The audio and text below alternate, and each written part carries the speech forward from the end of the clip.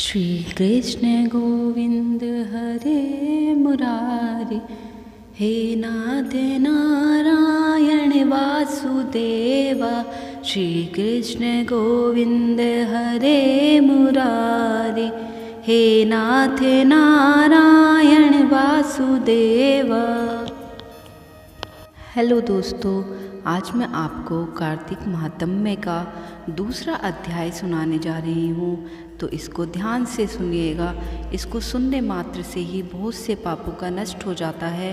तो चलिए सुनते हैं। ब्रह्मा जी बोले, हे पुत्र, जो व्यक्ति तुलसी की मंजरी सहित भगवान शालिग्राम का एक बूंद चरणामृत पान करता है, वह ब्रह्महत्या जैसे बड़े बड़े पापों से मुक्त होकर वैकुंठ को प्राप्त करता है। इसमें कोई संदेह नहीं है, जो भगवान शालिग्राम की प्रतिमा के आगे अपने पितरों का श्राद्ध करता है, उसके पितरों को तत्काल वैकुंठ प्राप्त हो जाता है।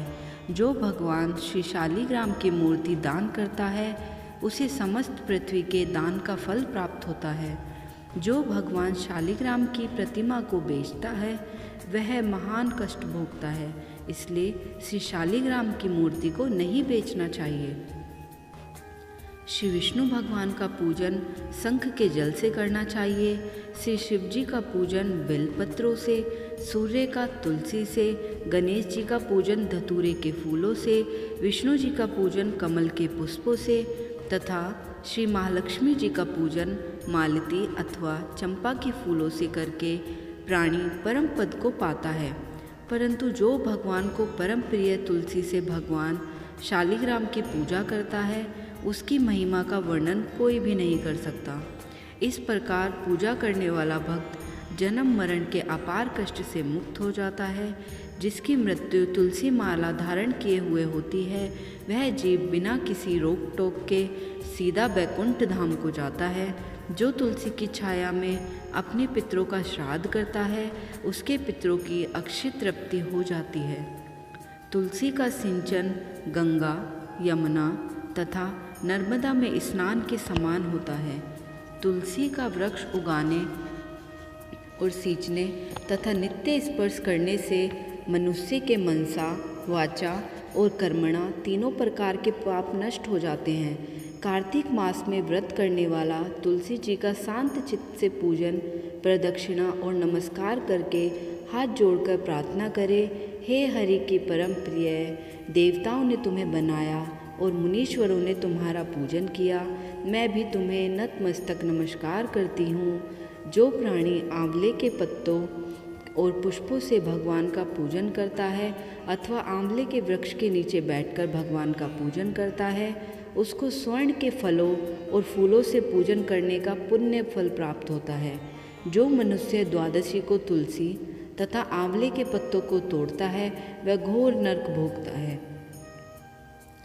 प्रत्येक मनुष्य को चाहिए कि कार्तिक मास में आंवले के फल, तुलसी और गोपी चंदन की माला धारण करे। ऐसा करने से वह आवागमन के चक्र से मुक्त हो जाता है।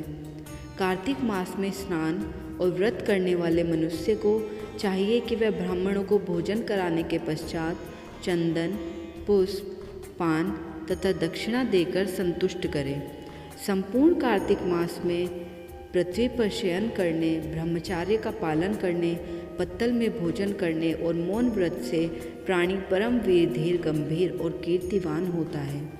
जो मनुष्य एक समय आंवले के वृक्ष के नीचे पूर्ण कार्तिक मास भोजन करता है, उसे 1 वर्ष के समस्त पाप नष्ट हो जाते हैं। व्रत करने वाले को शहद, कांजी, दाल, तेल, कच्चा भोजन, दूसरे का अन्न तथा कोई भी तामसी और बुरे नामों वाला भोजन नहीं करना चाहिए। रविवार को आंवला खाना भी वर्जित है। देव, गौ, वेद तथा दूसरों की निंदा नहीं करनी चाहिए। अंडे, मांस इत्यादि का सेवन तो क्या, ध्यान भी नहीं करना चाहिए। मिट्टी में उत्पन्न हुआ नमक, मसूर, बासी भोजन, तांबे के पात्र में डाला हुआ दूध इत्यादि ये सब मांस के समान ही माने जाते हैं, अतः इनका प्रयोग भी नहीं करना चाहिए। केवल स्वयं अपने लिए बनाया गया भोजन भी मांस के समान होता है, अतः किसी दूसरे को खिलाने के बाद ही स्वयं भोजन करें। लहसुन, प्याज, फूल गोभी, गाजर, जंगली घिया, बैंगन, पेठा तथा दोबारा पकाया भोजन व्रत में नहीं खाना चाहिए।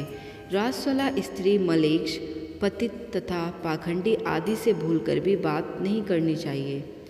एकम को पेठा, दूज को बैंगन, तीज को गोभी का फूल, चौथ को मूली, पंचमी को बेलफल, छठ को कलिंदा, सप्तमी को आंवला, अष्टमी को नारियल, नवमी को जंगली घिया, दसवीं को परमल, एकादशी को बेर, द्वादशी को मसूर, त्रयोदशी को पान, चतुर्दशी को अमावस्या तथा पूर्णमासी को किसी भी फली का साग भूलकर भी नहीं खाना चाहिए। तो दोस्तों, यहीं पर दूसरा अध्याय समाप्त होता है। अगर आप लोगों को अच्छा लगा हो तो कमेंट में हरे कृष्ण ज़रूर लिखें। धन्यवाद।